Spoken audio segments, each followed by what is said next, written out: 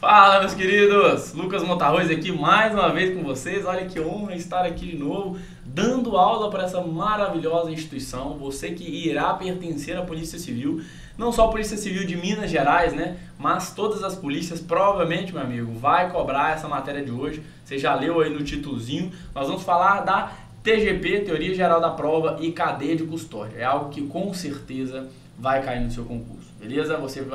Você quer aprender isso comigo hoje, eu sei que é por isso que você está aqui gastando seu tempo, não vou delongar, deixa eu só me apresentar, porque talvez você é um infeliz que não me conhece, deveria conhecer. Meu nome é Lucas Montarroz, tenho 24 anos, sou investigador de polícia aqui de Minas Gerais e aprovado em todos os concursos policiais de Minas, né? Todos os policiais, já ia falar do Brasil, todos os policiais de Minas Gerais. Passei na Polícia Penal aqui 2 vezes, trabalhei inclusive 2 anos sem prisional, passei na Polícia Militar também como soldado, na Polícia Civil como investigador e como escrivão. Estou agora, determinei que eu serei investigador de polícia e é onde estou inclusive finalizando a minha Cadepol da Polícia Civil, tudo fresquinho aqui na mente, uma delícia. Eu espero você lá, quem sabe, né, você vai entrar na Polícia Civil vendo as minhas aulas, será uma honra te ver lá, ou dar aula para você na Cadepol também, quem sabe, né? Tudo pode acontecer. Ou pelo menos trabalhar do seu lado, quem sabe você vai lá para a delegacia onde eu estou. Beleza? Então agora você já me conhece, tira essa cara linda minha daqui. Teoria Geral da Prova e cadeia de custódia é algo que você vai precisar bastante. Quem sou eu? Eu sou o Lucas, eu sou o Direito Processual Penal. A matéria de hoje é Lucas Montarroz.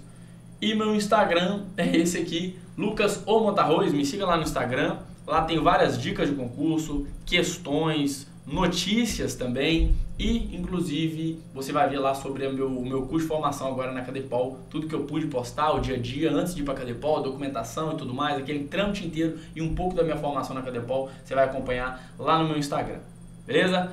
Vamos embora então, siga também aqui o Monster, ó, esqueci de fazer o merchandise do Monster, siga o Monster concurso aí, ficar por dentro de todas as dicas, promoções e tudo mais.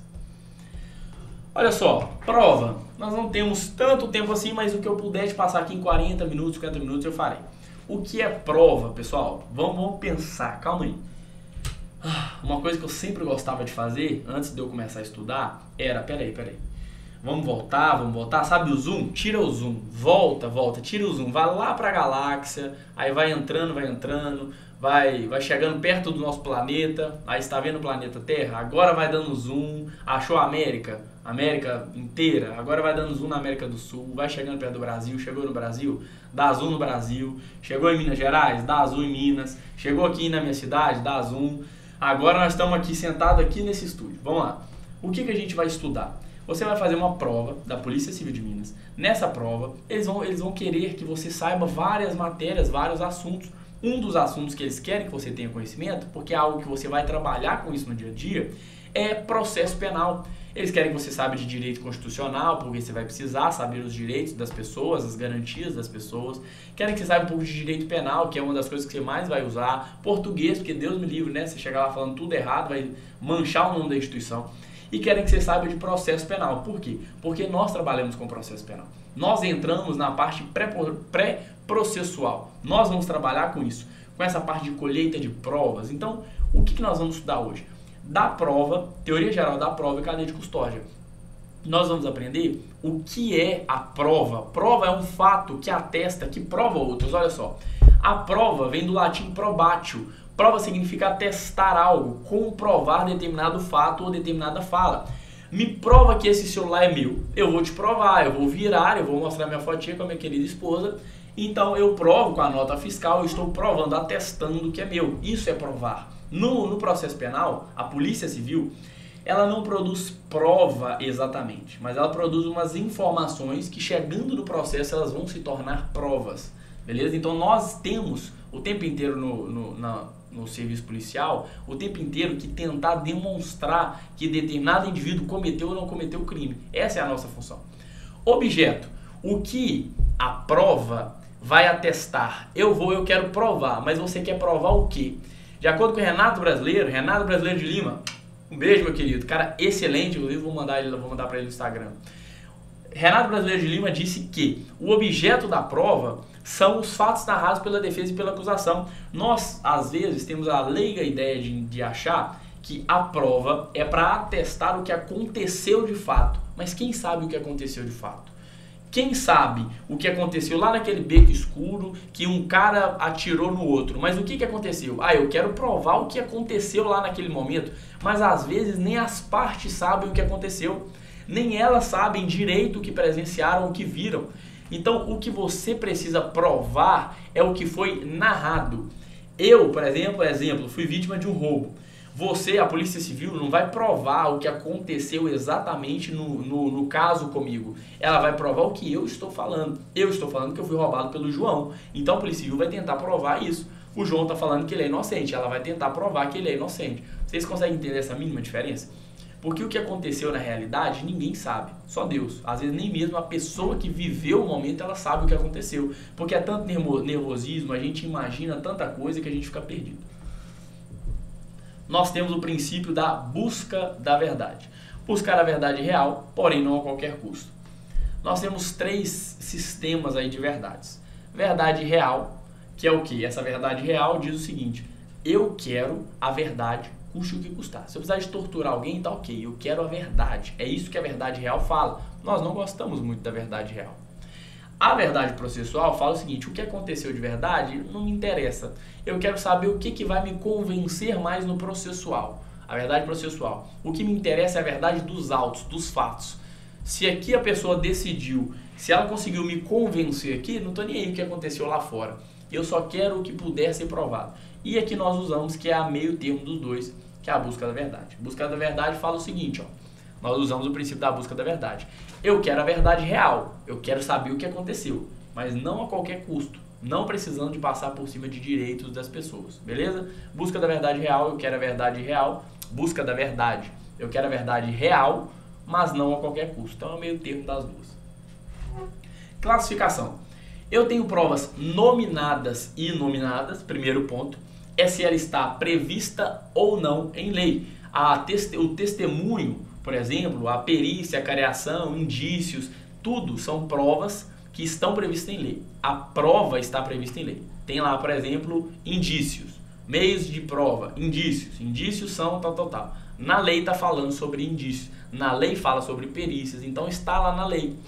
Mas nós temos as provas inominadas. São provas que não estão na lei. Pelo princípio da busca da verdade, eu não quero achar a verdade. Então deixe a liberdade probatória, deixe a pessoa provar. Mas eu quero provar um fato, por exemplo, júri acontece muito isso. Eu quero provar usando meios místicos, usando a fé. O cara no júri, ele pode provar que, por exemplo, meu cliente, ele matou o outro, mas ele matou porque ele recebeu um mandamento de Deus para matar. Isso acontece, esses casos esdrúxulos assim. Ele pode conseguir provar isso? Pode. Ele pode usar isso como meio de prova? Pode. Isso está previsto no Código de Processo Penal? Não está. É uma prova inominada, mas ele pode usar, não é uma prova ilícita. Então ele vai falar, mostrar na Bíblia e orar, qualquer coisa. Se convencer o jurado, convenceu. O júri tem muito disso, né? É esse teatro aí. Prova típica e atípica é diferente. Aí nós estamos falando do procedimento. Como eu faço a prova? O procedimento, olha, você tem que fazer isso, você tem que pegar tantas pessoas, até tanto tempo, essa pessoa vai ter que ser ouvida sozinha, primeiro você vai ouvir fulano, depois você ouve o fulano. Esse procedimento certinho, se ele estiver previsto na lei, igual o testemunha tem, raros os casos, se ele estiver previsto na lei, aí ela é uma prova típica. Se não estiver previsto na lei, é atípica. Prova objetiva e subjetiva, alguns costumam dividir assim também, pode cair na sua prova. Prova objetiva seria aquela prova de exatas, digamos assim, criminal, perícia criminal, médico legista. Aquela prova que demanda exames técnicos. É como se fossem exatas e humanas. Subjetivas é humanas. É o investigador, escrivão e delegado que vai colher um testemunho, que vai ouvir uma pessoa, fazer um interrogatório. É aquele negócio de conversa. É uma prova subjetiva. Você vai avaliar pessoas. A prova objetiva é como se fosse uma perícia mesmo. Oxi. Esqueci minha água. Vamos lá. Prova direta é aquela prova que a pessoa presenciou diretamente os fatos. Só com a prova daquela pessoa eu consigo entender, não que seja suficiente ou não para condenar, mas com o testemunho, por exemplo, o testemunho pode ser uma prova direta. Poxa, eu sou testemunha, eu vi o fulano de tal pegando a arma, atirando no outro, e aí ele saiu correndo, jogou a arma no canteiro e tal, a prova direta, a pessoa viu tudo. Prova indireta não. Ah, eu ouvi falar, não, eu não vi não. Você precisa de várias provas para chegar ao entendimento de algum fato. Não, eu só vi ele correndo mesmo. Aí o outro cara fala assim, ah, eu vi ele jogando alguma coisa. Aí você vai juntando as peças do quebra-cabeça. Essa é a prova indireta. É o tal do ouvir falar que é difícil, viu? É a testemunha auricular. Prova direta, não, eu vi, eu estava lá, eu vi o fato inteiro. Essa é a prova direta. Ônus da prova, quem incumbe provar? Será que a vítima tem que provar que ela foi vítima? O acusado tem que provar que ele é acusado? Ou alguns defendem isso, né? Pelo princípio da não culpabilidade, já que eu não sou culpado, então eu não tenho que me defender. Que você prove que eu sou culpado, eu não vou falar nada. Mas não, nós prevalecemos aqui da doutrina majoritária que ambas as partes têm que provar, beleza? Quem fizer a alegação vai ter que provar aquela alegação. Eu estou falando que eu não estava no local do crime, então eu tenho que provar, tá aqui, ó, eu estava lá no lugar tal, trabalhando, tá aqui o registro. Prova ilícita e ilegítima.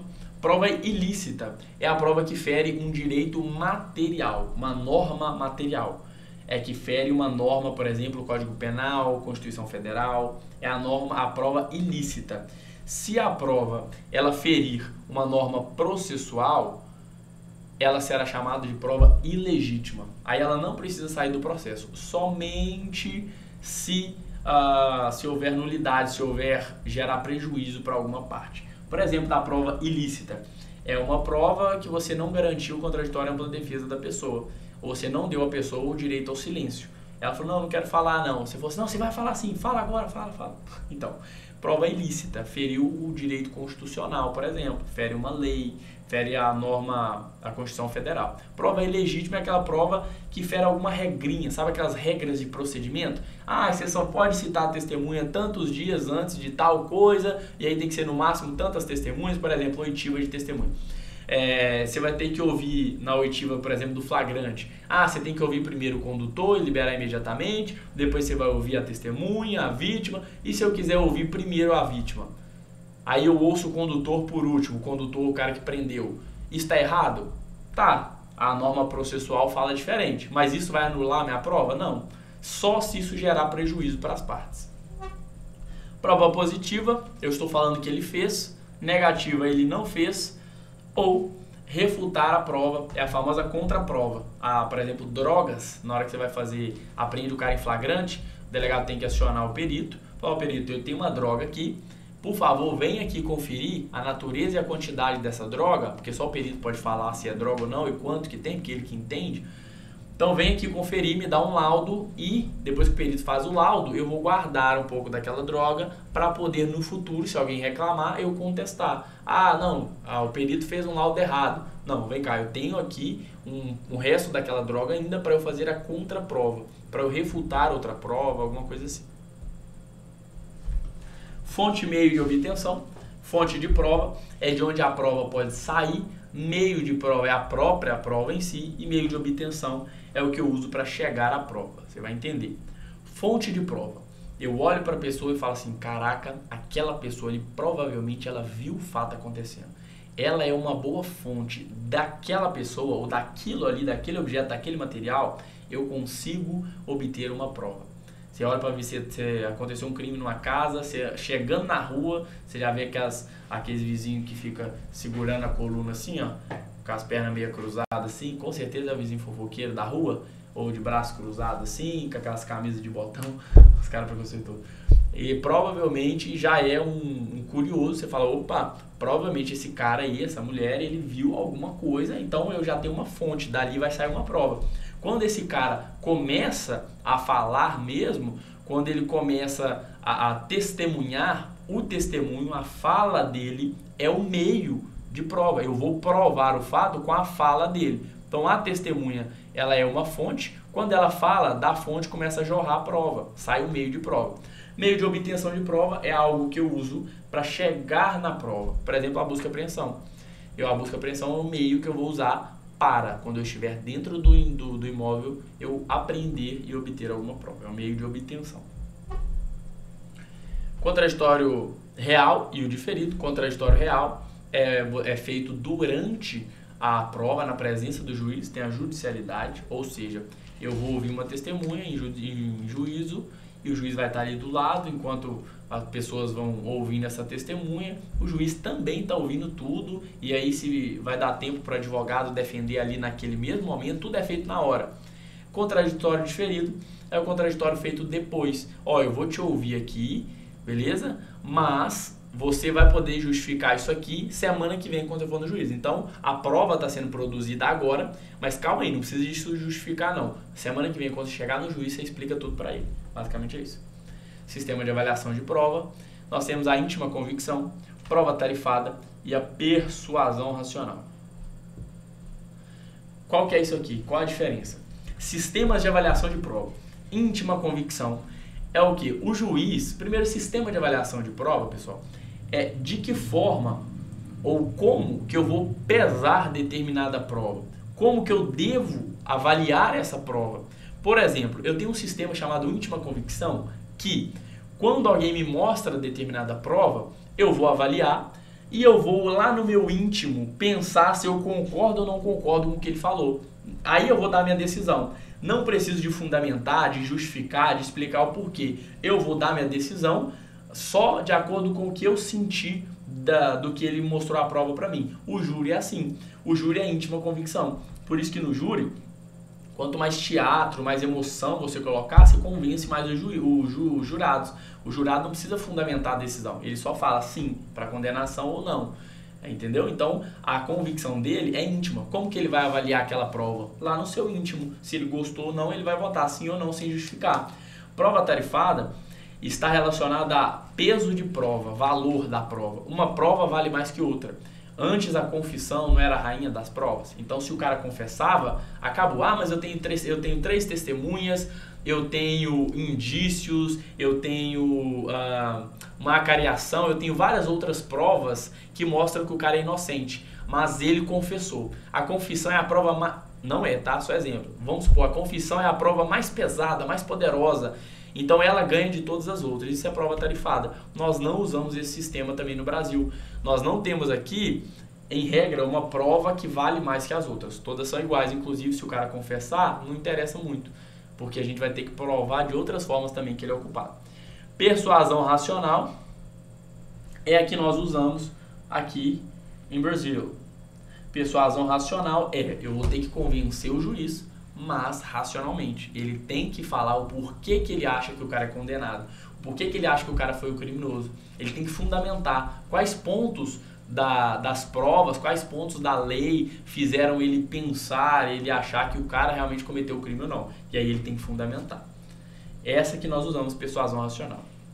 E as provas em inquérito. Em regra, inquérito não produz prova, mas quando é uma prova cautelar não repetível ou antecipada, ou seja, quando algo assim acontece, mesmo no inquérito ela vale como prova. E começamos a nossa queridíssima cadeia de custódia. Artigo 158-A. Considera-se cadeia de custódia o conjunto de todos os procedimentos utilizados para manter e documentar a história cronológica do vestígio coletado em locais ou vítimas de crimes, para rastrear sua posse e manuseio a partir do reconhecimento até o descarte. Cadeia de custódia foi inserido pelo pacote anticrime. Essa lei aqui, ó, ficou conhecida como pacote anticrime. Ela mudou várias coisas. Foi lá em 2019. Esse pacote anticrime inseriu algo que já era praxe, já era costume. As polícias, as perícias, em regra, de alguma boa forma, já faziam uma certa cadeia de custódia.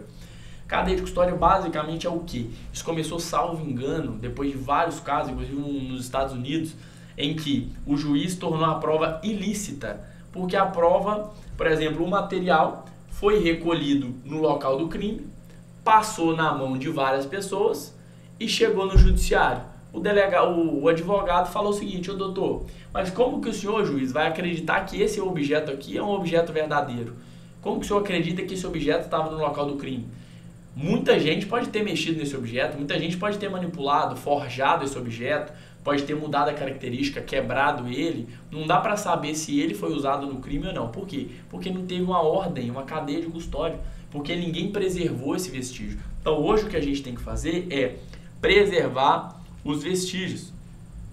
Hoje nós temos que encontrou o objeto no local do crime, luva, coleta, põe no saquinho e lacra, e ninguém mais mexe, ninguém mais abre o saquinho. Para abrir tem que colocar seu nome, documento e tudo mais. Por quê? Para saber quem mexeu no vestígio, porque aí sim nós conseguimos rastrear, saber se ele foi alterado ou não.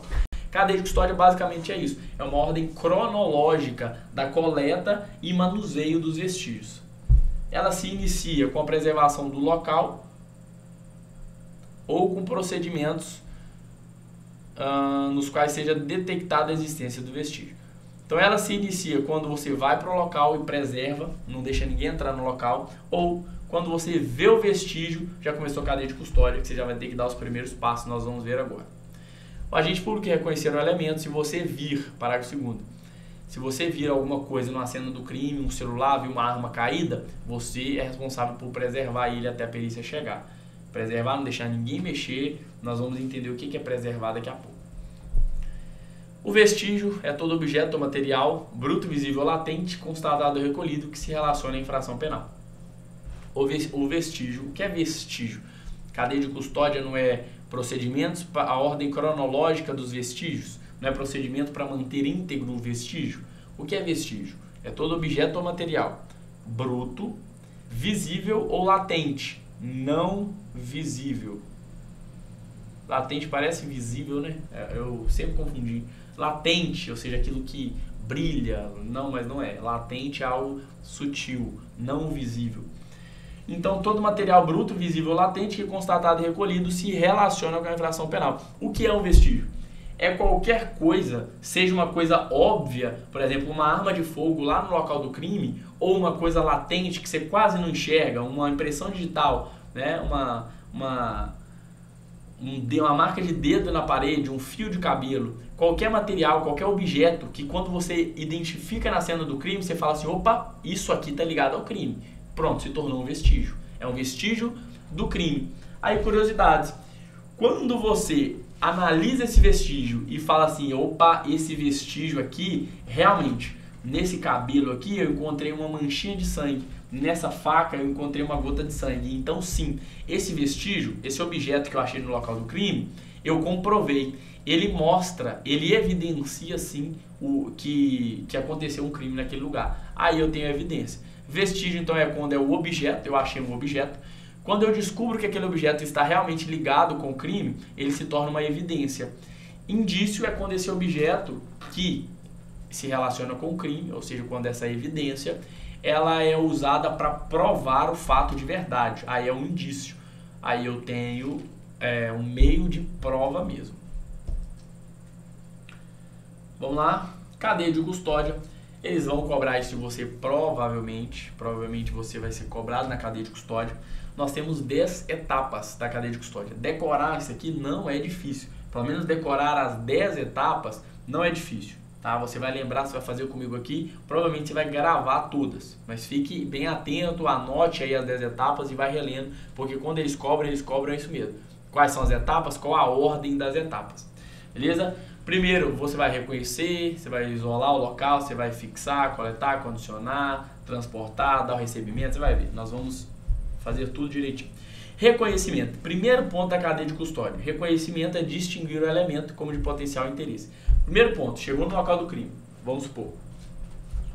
Chegou no local do crime, parou a viatura, saiu, chega lá, olhou, opa, tem uma faca. Reconheceu, você viu, você distinguiu, falou, opa, aquilo ali não é uma coisa que provavelmente estava jogado. É igual você chegar na porta no local do crime e achar uma brita e achar ali um galinho de árvore, um pedaço de mato cortado no meio de uma grama. Fala, não, isso aqui obviamente faz parte do local. Mas se você chegou e conseguiu distinguir e falar, não, isso aqui tem a ver com crime, você já fez o reconhecimento.